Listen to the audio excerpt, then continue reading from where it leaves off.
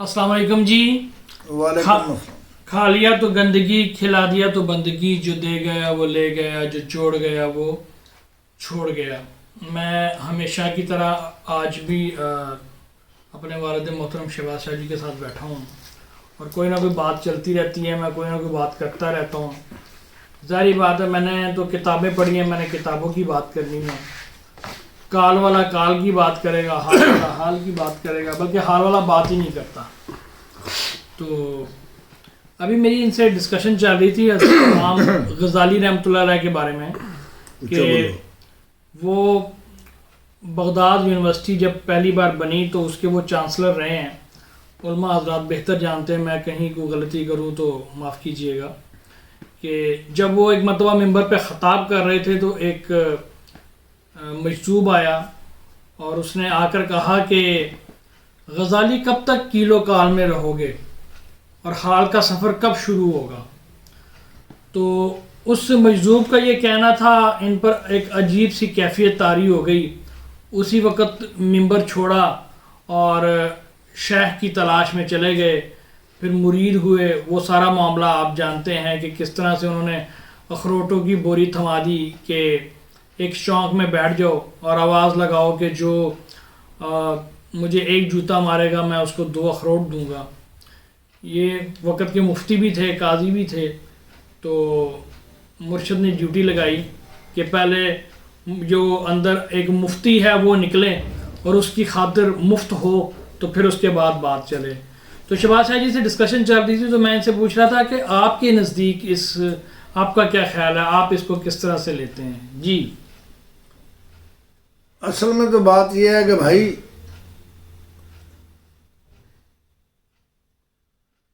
مجھے تو کچھ نہیں آتا، مجھے وہی آتا ہے جو آپ نے پڑھا ہے. کھا لیا تو گندگی،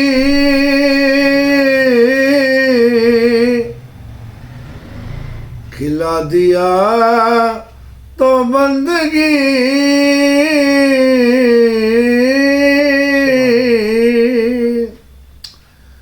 بھائی بات یہ ہے کہ آپ تو پڑھے لکھے لوگ ہیں، میں تو بالکل ان پڑھ انگوٹھا چھاپ ہوں.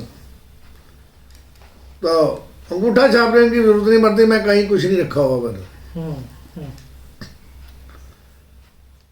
تو یہ ہر بندے کا، ہر صاحب حلقہ اپنا اپنا حال ہوتا ہے. وہ اس کے مطابق جیسے اسے مالک ڈائریکشن دیتا ہے، کنیکشن والا ہوتا ہے نا تو پھر اس طرح کی کرتا ہے. وہ مجذوب کنیکشن والا تھا، اس نے اللہ نے آرڈر لگایا کہ اس کو بولو باہر آؤ، مجھ سے بات کرو، میرا گھر تلاش کرو، میرے گھر میں آؤ. یہ نہیں کہ کعبے میں آ جاؤ، کسی اور جگہ پہ جاؤ، کہ میرے گھر میں آؤ.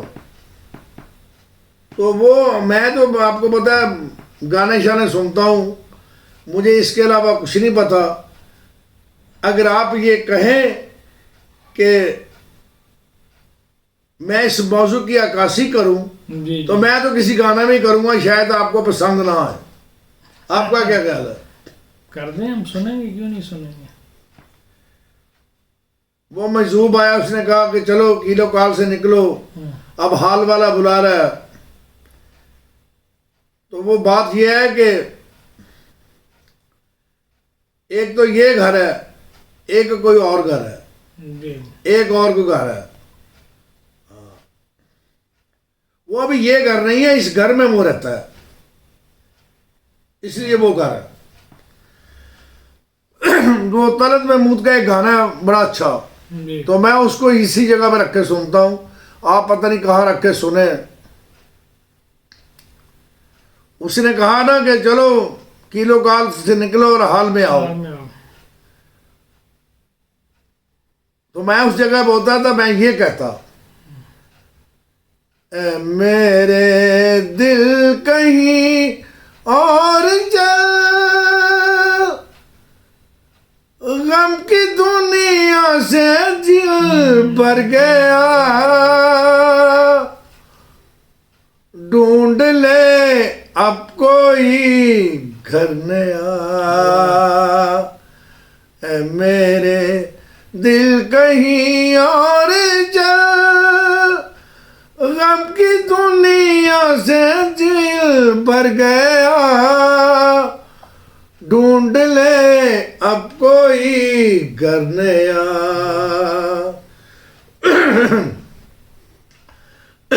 چل جہاں غم کے مارے نہ ہو یہ چمڑے کے ہاتھ کیا کریں گے اگر میرا اندر گندا ہے تو یہ چمڑے کے ہاتھ تو کچھ نہیں کریں گے جی دعا کرو چل جہاں غم کے مارے نہ ہو اپنی مرضی کے تارے نہ ہو اپنی مرضی کے تارے نہ ہو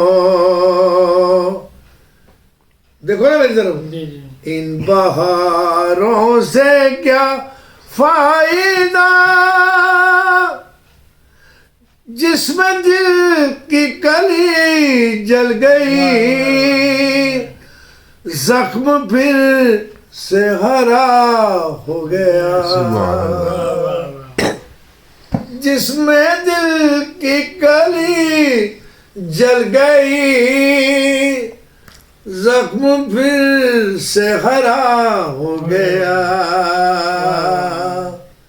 تو بھائی بات وہ ہرے والے کی ہے کھانے والے کی ہاں سب کو کائنات میں اللہ نے کہ میں آپ سب کا رب ہوں لیکن اپنے محبوب کو کہا کہ اے محبوب میں تیرا رب ہوں اسے الگ کر کے کہا ہے تو بھائی بات یہ ہے کہ ہمیں تو گانے نہیں ہم سنتے ہیں اور ہمیں کچھ نہیں آتا بقایا آپ کی خیر کیمرے والے کی خیر اس ملک کی خیر اس ملک میں بسنے والوں کی خیر یہ منہ سے ہی کہنا ہے نا خیر تو اللہ نے ڈالنی ہے اس ملک کے قیدیوں کی خیر ہے اس ملک میں آزادیوں کی خیر اس ملک کے بیماروں کی خیر اس ملک کے ڈاکٹروں کی خیر اس ملک کے پیروں کی خیر فقیروں کی خیر عاشقوں کی خیر مشوقوں کی خیر آپ کی بھی خیر بس آپ کی خیر